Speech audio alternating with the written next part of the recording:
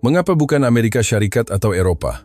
Saat ini, di Balai Ketibaan Lapangan Terbang Antarabangsa Kuala Lumpur, KLIA, sedang terpapar sebuah pemandangan yang sukar dipercayai. Wanita-wanita Ukraine yang melarikan diri daripada kancah peperangan sedang menuju ke Malaysia dengan linangan air mata. Negara yang mereka pilih bukanlah Eropah yang lebih dekat secara geografi maupun Amerika Syarikat sebagai kuasa besar dunia. Di dalam kubu perlindungan yang sangat sejuk dan bekalan elektrik terputus, mereka sanggup menghidupkan penjana elektrik yang amat berharga hanya untuk menonton drama televisyen Malaysia. Dengan tangan yang menggigil di bawah cahaya lilin, apa yang mereka salin dengan bersungguh-sungguh ke dalam buku nota bukanlah bahasa Inggris, melainkan kosakata bahasa Malaysia. Alasan mengejutkan mengapa mereka memilih Malaysia sangat berkait rapat dengan sifat budi bahasa dan sejarah unik yang dimiliki oleh negara Asia Tenggara ini. Mengapa mereka, yang berdiri di tepi jurang keputusasaan, menyerahkan segalanya kepada sebuah negara demokrasi di Asia ini? Di sebalik fenomena ini, tersembunyi sebuah keajaiban yang menyedihkan namun penuh dengan nilai kemanusiaan yang telah mengubah nasib puluhan ribu orang. Sila sediakan sapu tangan Anda. Sekarang saya akan mendedahkan kisah penuh ini kepada Anda. Alasan mengejutkan, wanita Ukraine memilih Malaysia berbanding Eropah dan Amerika. Kini, KLIA sedang menyaksikan pemandangan yang luar biasa. Wanita-wanita Ukraine yang menghadapi kesukaran selepas melarikan diri dari medan perang yang hangus menjadi abu, memilih Malaysia sebagai destinasi mereka. Bilangan individu yang menyeru nama Malaysia dalam keputusasaan sedang meningkat mendadak. Dikatakan bahawa, walaupun dalam persekitaran kejam tanpa elektrik, mereka tetap menghidupkan penjana untuk menonton drama Malaysia. Di dalam bilik yang gelap, mereka belajar bahasa Malaysia dengan bantuan cahaya lilin. Ini adalah kerana sektor swasta, dan kerajaan Malaysia telah menyumbangkan sejumlah besar peralatan perubatan dan bantuan kemanusiaan yang penuh kasih sayang, malah menyediakan sumber perubatan dan program penempatan khas. Mereka yang telah kehilangan segala-galanya mula percaya dan meletakkan harapan kepada Malaysia yang telah membantu mereka. Kesannya, dalam masa yang singkat, berpuluh ribu orang telah menyertai komuniti Malaysia di media sosial dan banyak kumpulan pertukaran maklumat telah diwujudkan. Apa sebenarnya yang berlaku kepada mereka di bawah api peperangan? Ini adalah kisah Natalia yang menyedihkan namun menyentuh hati. Kisah Natalia. Halo semua, saya Natalia Sergeva, seorang jururawat Ukraine berusia 32 tahun. Sebelum perang bermula, saya bekerja di Hospital Pusat Kiev. Rutin saya sangat padat. Bekerja pada waktu pagi menjaga pesakit, dan selepas pulang memasak makan malam bersama suami saya, Mikhail. Pada hujung minggu, kami akan bersiar-siar di tepi sungai atau berbual dengan rakan-rakan di kafe. Pada masa itu, saya tidak menyadari betapa berharganya kehidupan harian yang biasa itu. Suatu hari, segalanya hancur berkecai. Saya tidak akan lupa bunyi letupan yang menggegarkan bumi pada waktu subuh itu. Terjaga daripada mimpi, tingkap bergetar, dan di kejauhan, tiang api berwarna oranye menjulang tinggi. Mikhail memegang erat tangan saya. Natalia, akhirnya perkara yang kita takuti itu berlaku. Hospital dalam sekelip mata bertukar menjadi zon perang. Mangsa yang cedera terus dihantar tanpa henti. Kami tidak dapat tidur dengan sempurna, berulang-alik antara bilik pembedahan dan unit kecemasan. Kanak-kanak yang berlumuran darah, anak muda yang kehilangan kaki, orang tua yang terpinga-pinga kerana kehilangan keluarga, setiap wajah mereka meninggalkan parut yang dalam di hati saya. Sebulan selepas perang bermula, Mikhail menerima arahan kerahan tenaga. Saya akan kembali tidak lama lagi. Perang ini tidak akan lama, itulah kata-kata terakhirnya. Namun, 3 bulan kemudian, saya menerima berita bahawa dia terputus hubungan dengan unitnya dan hilang. Perkataan hilang yang dingin dan berat itu menyelubungi seluruh hidup saya. Setiap malam saya bermimpi buruk. Bermimpi Mikhail memanggil nama saya di suatu tempat, tetapi saya tidak menemuinya. Apabila terjaga, bantal sudah basah dengan air mata. Saya takut untuk tidur semula. Walaupun begitu, saya tidak boleh berhenti bekerja di hospital, kerana mesti ada seseorang yang tinggal untuk membantu orang lain. Suatu hari, saya bertemu dengan seorang nenek di koridor hospital. Dia sering datang ke hospital. Melihat saya keluar selepas tamat shift malam, dia bertanya, "Natalia, mengapa kamu masih di sini?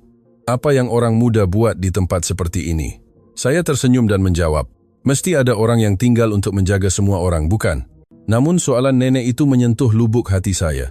Benarkah? Mengapa saya masih di sini? Adakah kerana harapan Mikhail mungkin kembali, Atau kerana meninggalkan tempat ini terasa seperti melepaskan dia sepenuhnya? Saya tidak tahu jawabannya. Bertahan hidup setiap hari sahaja sudah menghabiskan seluruh tenaga saya. Jalan-jalan di Kiev tidak lagi seperti dahulu. Di antara runtuhan bangunan, bertaburan kesan-kesan yang dahulunya adalah rumah seseorang. Apabila malam menjelang, siren serangan udara berbunyi, dan orang ramai melari ke tempat perlindungan bawah tanah. Kanak-kanak menangis dalam pelukan ibu bapa. Hari-hari seperti ini berulang. Emosi saya perlahan-lahan menjadi lali. Kesedihan, ketakutan, malah harapan pun tidak lagi dirasai. Saya hanya bergerak seperti mesin, ke hospital, menjaga pesakit, pulang ke rumah makan makanan tin, menyalakan lilin, menulis diari, kemudian tidur. Beberapa bulan berlalu, musim berganti, namun perang tidak berakhir, malah menjadi lebih sengit. Lebih ramai orang cedera dan terkorban. Sama ada fisikal atau mental, saya semakin kepenatan. Suatu malam, saya memanjat ke bumbung hospital dan memandang langit Kiev. Dahulu langit malam penuh dengan bintang, kini dilitupi asap dan debu, tiada apa yang kelihatan. Pada saat itu, saya tiba-tiba terfikir, adakah benar-benar betul untuk terus tinggal di sini? Atau patutkah saya pergi seperti orang lain? Tetapi, saya tidak tahu kemana harus pergi, bagaimana untuk pergi. Hanya soalan yang buntu bermain di pikiran saya. Saya belum tahu bahwa pada saat itu, satu pertemuan yang akan mengubah hidup saya sedang menanti. Harapan dari Malaysia. Perang semakin meruncing, dan kerja di hospital menjadi semakin sukar. Peralatan perubatan berkurangan, bekalan elektrik hanya ada beberapa jam sehari. Jika elektrik terputus tiba-tiba semasa pembedahan, kami terpaksa menggunakan lampu suluh untuk meneruskan. Keadaan ini berulang kali berlaku, dan saya hampir mencapai had kemampuan saya. Ketika itu, pengarah hospital memanggil saya. Natalia, kem pelarian di luar memerlukan bantuan perubatan. Bolehkah kamu membantu di sana selama seminggu? Saya mengangguk. Saya pikir persekitaran yang sedikit berbeza mungkin dapat membantu saya. Keesokan paginya, saya memasukkan peralatan perubatan dan beberapa helai pakaian ke dalam beg kecil dan menuju ke kem pelarian. Kem itu terletak kira-kira sejam perjalanan dari Kiev. Setibanya di sana, apa yang saya lihat adalah khemah yang saujana mata memandang dan wajah-wajah orang yang keletihan. Kanak-kanak bermain di tanah berlumpur, wanita beratur panjang menunggu makanan. Pengurus kem, Alexander, menyambut saya. Dr. Natalia, terima kasih banyak kerana datang. Di sini tiada doktor. Ramai orang sedang menderita. Dia membawa saya ke khemah perubatan sementara. Di dalam khemah, beberapa pesakit sudah menunggu. Orang tua yang batuk, kanak-kanak yang demam, anak muda yang mengheret kaki yang cedera. Saya segera bekerja. Selepas merawat pesakit sepanjang hari, tanpa disedari hari sudah gelap. Menjelang senja, Alexander membawakan saya makan malam ringkas hanya makanan tin dan kepingan roti. Selepas makan, ketika keluar dari khemah, seorang wanita meluru masuk. Doktor, bolehkah tolong lihat anak perempuan saya? Dia batuk tidak henti-henti sejak beberapa hari lalu. Saya mengikutinya ke dalam sebuah khemah kecil. Di dalamnya terbaring seorang kanak-kanak perempuan berusia sekitar 7 tahun. Wajahnya pucat, setiap kali bernafas dadanya berbunyi. Saya menggunakan stetoskop untuk mendengar paru-parunya. Ia adalah bronkitis. Jangan risau, saya akan berikan antibiotik. Dalam beberapa hari dia akan pulih. Wanita itu memegang tangan saya dengan air mata bergenang. Terima kasih dokter, sangat-sangat terima kasih. Selepas keluar dari khemah, saya terus menjaga pesakit lain. Beberapa jam berlalu, tiba-tiba saya melihat sekumpulan wanita berkumpul. Mereka duduk mengelilingi sebuah parit kecil, seolah-olah sedang membincangkan sesuatu. Didorong rasa ingin tahu, saya mendekati mereka perlahan-lahan. Perbualan mereka menerpa ke telinga saya. Betulkah kita boleh ke Malaysia? Saya dengar begitu. Katakan orang Malaysia sangat berbudi bahasa. Di sana juga tiada perang, sangat selamat. Perkataan Malaysia menangkap telinga saya. Mengapa Malaysia? Bukan Amerika, bukan Eropa. Saya mendekati dan bertanya, maaf, adakah kamu sedang bercakap tentang Malaysia? Wanita-wanita itu kelihatan terkejut, tetapi salah seorang daripada mereka bersuara, ya, betul. Kami bermimpi untuk ke Malaysia. Saya duduk di sebelah mereka. Malaysia? Mengapa Malaysia? Seorang wanita pertengahan umur menjawab, Malaysia sama seperti kita. Sentiasa berhadapan dengan cabaran dari luar, tetapi mereka bukan sahaja tidak jatuh, malah berjaya mencipta keajaiban ekonomi. Dan sekarang, Ia adalah salah satu tempat paling selamat di dunia dengan sistem perubatan yang sangat baik. Wanita lain menambah. Lagipun, saya dengar orang Malaysia sangat pemurah dan suka membantu. Di sana ada budaya yang dipanggil budi bahasa atau keramahan. Mereka tidak akan membiarkan orang yang dalam kesusahan begitu sahaja. Saya tergamam seketika. Orang yang sedang dalam keputusasaan di tengah kancah perang menganggap negara di Asia Tenggara itu sebagai harapan. Walaupun saya tidak tahu sejauh mana harapan itu realistik, pandangan mata mereka sangat serius. Jadi bagaimana mau ke Malaysia? Menjawab soalan saya. Seorang wanita muda mengeluarkan telepon pintar dan menunjukkan saluran maklumat ke Malaysia di media sosial. Di situ, sudah beribu-ribu orang menyertainya. Saya melihat skrin teleponnya. Memang terdapat banyak maklumat yang dikemas kini. Bahan pembelajaran bahasa Malaysia, pengenalan budaya Malaysia, malah ada pengenalan tentang nasi lemak dan pasar malam, prosedur visa, serta cadangan drama Malaysia. Lihat ini, wanita-wanita Ukraine yang sudah ke Malaysia sedang berkongsi maklumat. Bandar mana yang sesuai didiami, seperti Kuala Lumpur atau Pulau Pinang, semuanya mereka beritahu. Saya semakin terkejut. Ini bukan sekadar mimpi. Ia adalah sesuatu yang sedang dirancang dan disediakan secara praktikal oleh orang ramai. Malam itu, saya kembali ke khemah sendiri. Berbaring tetapi tidak dapat tidur. Perkataan Malaysia terus bermain di fikiran.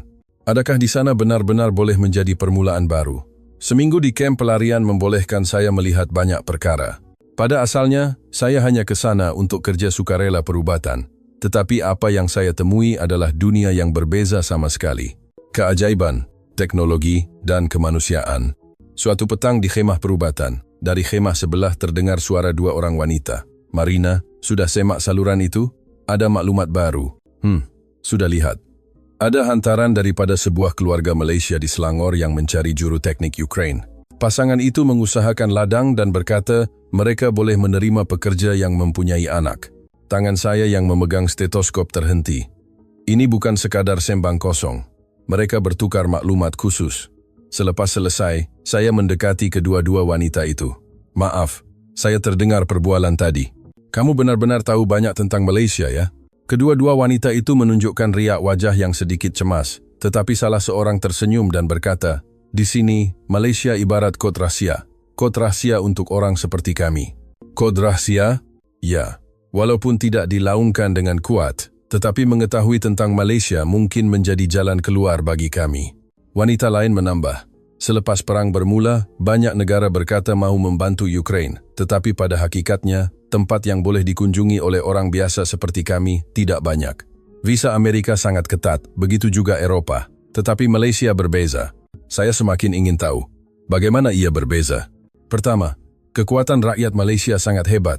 Saya dengar ada projek bantuan khas yang ditubuhkan untuk pelarian Ukraine, dan orang Malaysia tidak memandang kami dengan simpati semata-mata. Kerana mereka sendiri juga pernah melalui sejarah perjuangan, mereka melihat kami sebagai rakan yang mempertahankan kebebasan. Kata-kata itu menusuk hati saya, bukan simpati, tetapi rakan. Adakah benar-benar ada orang yang sudah ke Malaysia? Menyahut soalan saya, seorang wanita menunjukkan foto di teleponnya. Sila lihat ini. Ini adalah rakan yang pergi ke Malaysia tahun lepas. Sekarang dia tinggal berhampiran Kuala Lumpur. Di skrin terpampang foto seorang wanita Ukraine dengan senyuman cerah di sebuah apartemen yang bersih. Latar belakangnya adalah Menara Berkembar Petronas, KLCC. Dia membawa dua orang anaknya. Komuniti di sana sangat menjaga anak-anaknya, malah membenarkan mereka bersekolah di sana. Dia menunjukkan foto lain. Yang ini bekerja di sebuah syarikat teknologi di Cyberjaya. Selepas belajar bahasa Malaysia, katanya sekarang dia sudah menyesuaikan diri dengan baik. Saya terdiam. Ini bukan mimpi, ini realiti yang sedang berlaku. Petang itu, saya mengeluarkan telepon dan mencari Malaysia di aplikasi media sosial. Berpuluh-puluh saluran muncul, komuniti Malaysia, maklumat pekerjaan Malaysia, pembelajaran bahasa Malaysia, kefahaman budaya Malaysia. Saya masuk ke saluran dengan ahli paling ramai ahlinya, melebihi 40,000 orang. Di ruangan komen, soalan dan jawaban mengalir tanpa henti. Adakah musim panas di Malaysia sangat panas? Bolehkah bawa anak sekolah di sana? Bolehkah bekerja kalau tidak faham bahasa Malaysia langsung? Dan mereka yang sudah berada di Malaysia menjawab dengan ramah. Walaupun panas dan lembab, di mana-mana ada pendingin hawa, tiada masalah. Tentu sekali, Malaysia adalah negara yang sangat mementingkan pendidikan. Saya juga tidak mahir bahasa Malaysia pada mulanya, tetapi orang Malaysia sangat mesra terhadap warga asing, ramai juga yang boleh berbahasa Inggris. Tolong jangan berputus asa. Saya membaca selama beberapa jam. Semakin membaca, saya semakin menyadari bahwa Malaysia bukan sekadar lokasi geografi. Ia adalah nama lain bagi harapan. Keesokan paginya, saya mencari Alexander. Alexander, wanita di sini banyak bercakap tentang Malaysia. Sebenarnya, berapa ramai yang sudah ke sana? Dia mengangguk. Agak ramai. Dalam tempoh 6 bulan lalu, di kem ini sahaja ada kira-kira 20 orang sudah ke Malaysia. Pertemuan dengan Dr. Firdaus. Saya pulang ke hospital, tetapi keadaan fikiran saya berubah sepenuhnya. Suatu hari, hospital menerima tetamu istimewa pasukan perubatan dari Malaysia. Hospital mengadakan mesyuarat tergempar. Semua. Kaki tangan perubatan dari Malaysia telah sampai. Mereka akan berkhidmat di sini selama 3 bulan untuk membantu pesakit. Pintu bilik mesyuarat terbuka. 5 orang warga Malaysia melangkah masuk. Mereka menyapa dengan sopan dan memperkenalkan diri. Salah seorang daripada mereka adalah seorang doktor bernama Dr. Firdaus. Kelihatan berusia 30-an. Dia berkata dalam bahasa Inggris yang fasih. Selamat sejahtera semua, saya Firdaus. Kali ini saya datang untuk membantu Ukraine. Malaysia berdiri bersama Ukraine. Merupakan satu penghormatan bagi saya untuk dapat bekerja bersama Anda semua. Saya dapat merasakan keikhlasan daripada pandangan matanya. Bukan simpati yang dibuat-buat, tetapi keinginan tulus dari hati untuk membantu. Semangat keramahan khas Malaysia itu terpancar keluar. Mulai hari kedua, saya bekerja bersama Dr. Firdaus. Dia memang seorang dokter yang cemerlang. Dia memeriksa setiap pesakit dengan teliti, malah butiran kecil pun diambil perhatian. Selepas pembedahan tamat, kami berehat seketika di bilik rehat. Saya bertanya Dr. Firdaus, mengapa sanggup datang ke tempat sejauh ini? Di Malaysia pun banyak perkara yang perlu dilakukan, bukan? Dia menghirup teh tarik segera yang dibawanya dan menjawab, Malaysia juga pernah mengalami masa-masa sukar dan kemiskinan pada masa lalu. Pada ketika itu, banyak pihak membantu kami. Dan kami juga faham bagaimana rasanya mempertahankan kedaulatan tanah air. Jadi, kami mahu menghulurkan tangan bantuan. Kata-katanya meresap jauh ke dalam hati saya. Beberapa hari kemudian, Dr. Firdaus memberi cadangan. Cik Natalia, mahukah ikut serta ke wilayah timur untuk misi bantuan perubatan? Saya dengar di sana juga sangat memerlukan bantuan. Saya setuju tanpa ragu-ragu. Sebenarnya saya mempunyai alasan lain. Saya ingin tahu tentang sebuah kampung di timur yang saya dengar ceritanya di kem pelarian kampung yang menggunakan penjana elektrik untuk menonton drama Malaysia. Kami menaiki lori yang penuh dengan bekalan perubatan menuju ke timur. Selepas memandu beberapa jam, kami sampai ke sebuah kampung kecil. Ketua kampung, Petro, menyambut kami. Menjelang senja, Petro menjemput kami makan malam. Selepas hidangan ringkas, orang ramai berkumpul di sudut sebuah televisyen.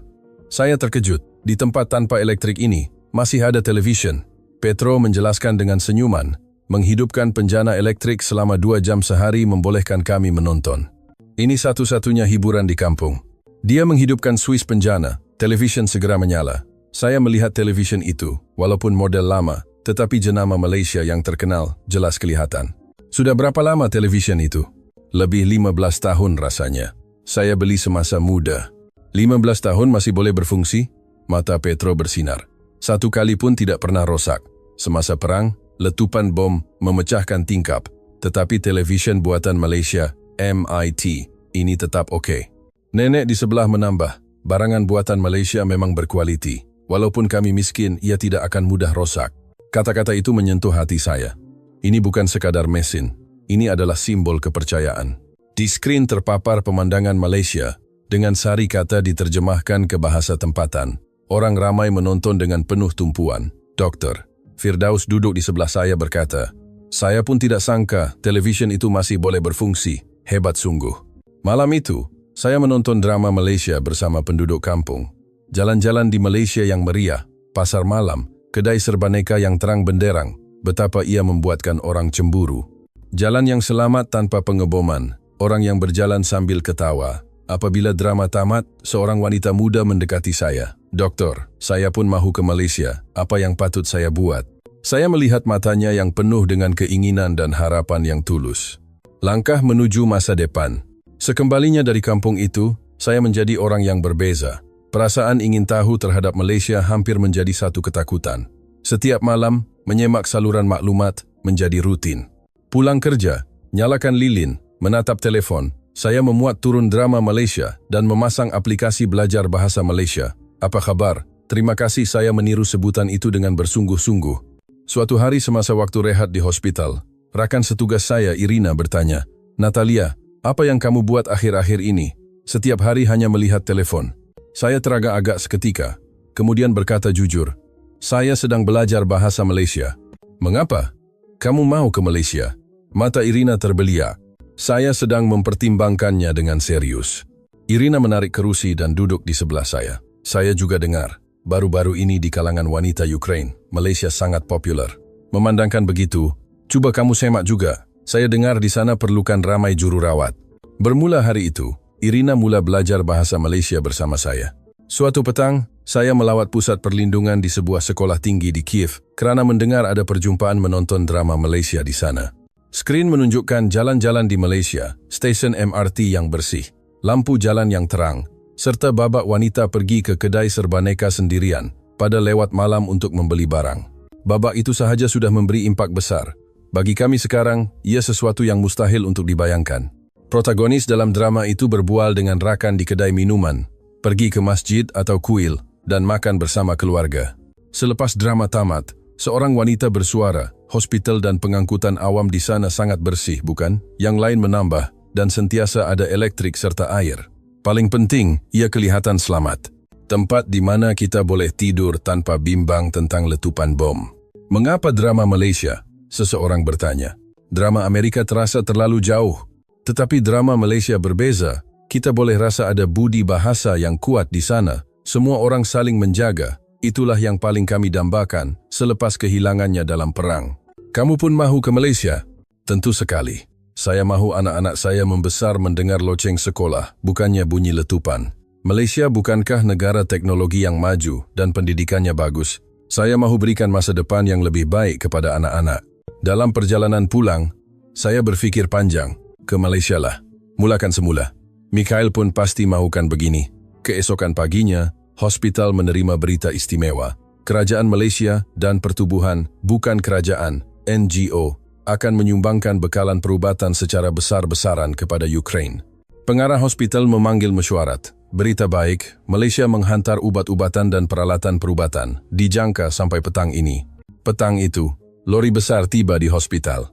Kotak-kotak bertimbun tinggi, semuanya tertulis kosa-kata bahasa Malaysia dan Love from Malaysia. Dr. Firdaus membantu menterjemah.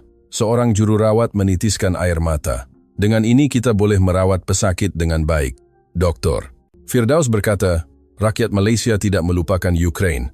Malaysia can help. Ayat itu menghangatkan hati saya. Beberapa hari kemudian, saya melihat pemandangan yang luar biasa di sudut kampung. Beberapa anak muda memegang telepon pintar dan melihat sesuatu dengan tekun. Rupanya mereka sedang mendengar kelas bahasa Malaysia. Kamu pun belajar bahasa Malaysia? Ya, kami bersedia untuk mencari pekerjaan di Malaysia. Saya dengar industri teknologi di sana sangat memerlukan orang. Saya seorang perancang bandar, bercadang untuk memohon kerja di Taman Teknologi di Malaysia. Saya dengar asalkan teknikal bagus, bahasa boleh dipelajari perlahan-lahan. Malam itu saya bertanya kepada doktor. Firdaus, adakah ramai pelarian Ukraine di Malaysia? Semakin ramai. Masyarakat Malaysia sangat inklusif terhadap pelbagai budaya. Adakah jururawat seperti saya boleh bekerja? Dr. Firdaus memandang mata saya. Tentu sekali.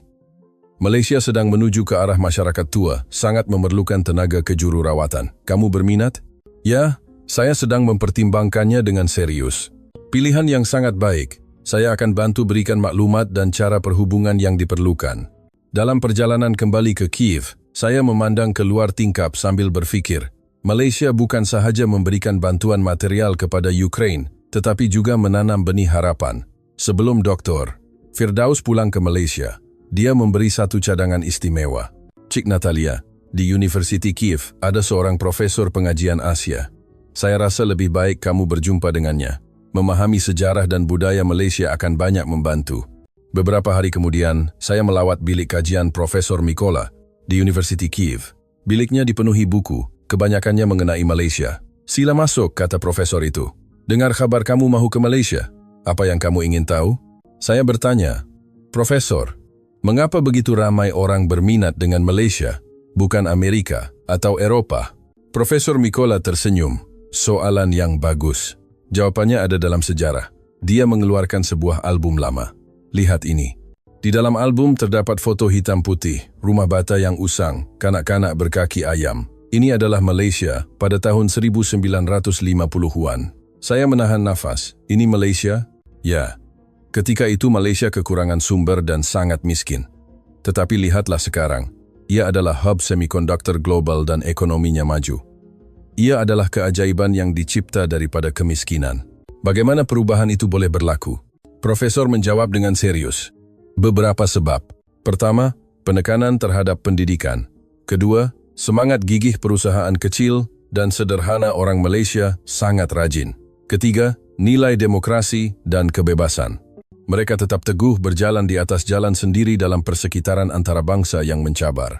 Natalia, minat orang ramai terhadap Malaysia bukan kebetulan, kerana Malaysia membuktikan bahawa walaupun sebuah negara itu tidak sebesar kuasa besar, ia boleh menjadi hebat melalui kebijaksanaan dan kecekalan. Profesor mengeluarkan sekeping kad perniagaan.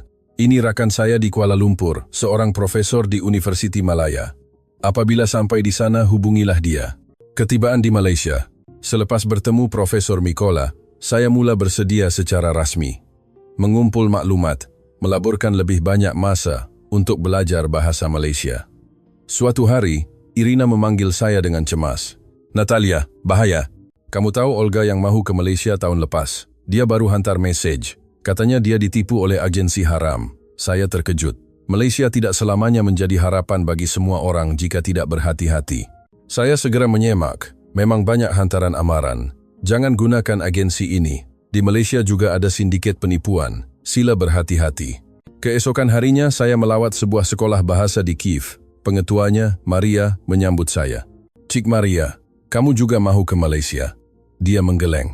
Saya sudah pernah ke sana. 5 tahun lalu saya belajar di Malaysia, tinggal di Kuala Lumpur selama setahun. Jadi bagaimana patut saya bersedia? Maria berkata dengan serius. Pertama, bahasa mesti dipelajari sekurang-kurangnya 6 bulan. Kedua, mesti faham budaya Malaysia, orangnya peramah, tetapi pentingkan adab. Ketiga, perlukan hubungan yang boleh dipercayai.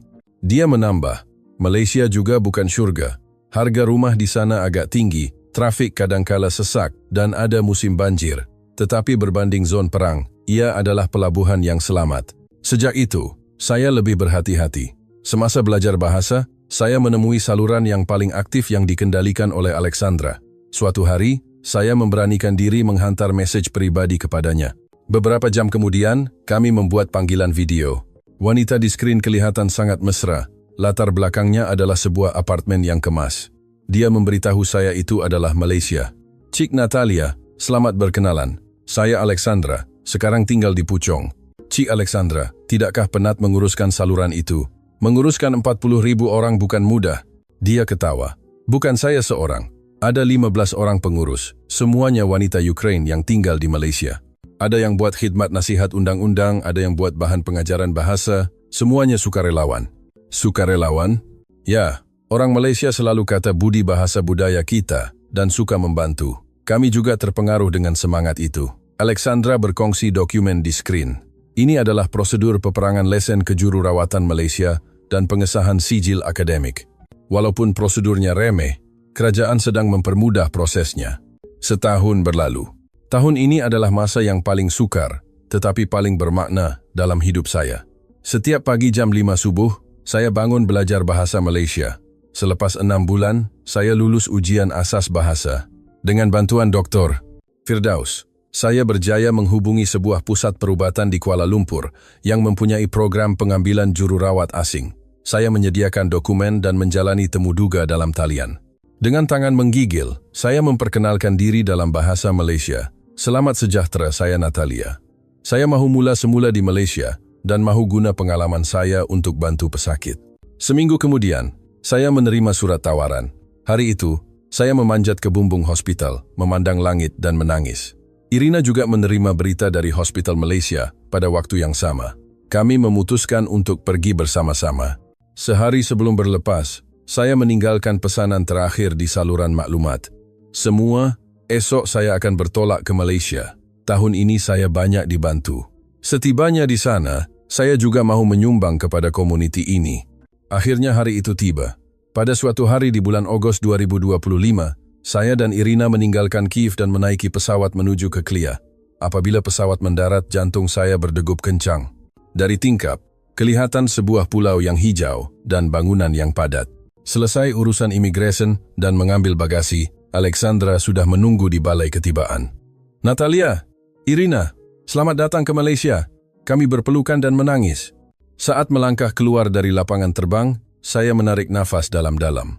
Udara Malaysia lembab dan hangat, membawa aroma tropika. Ia bukan bau asap perang, tetapi bau kebebasan. Alexandra memandu membawa kami ke penginapan.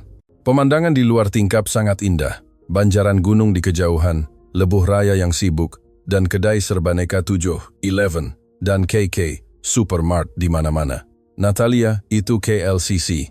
Sangat cantik, bukan? Setibanya di asrama, saya melihat bilik itu. Walaupun tidak besar, ia bersih dan hangat. Irina berkata, "Di sini, waktu malam tidak perlu risau tentang bom lagi, kan?"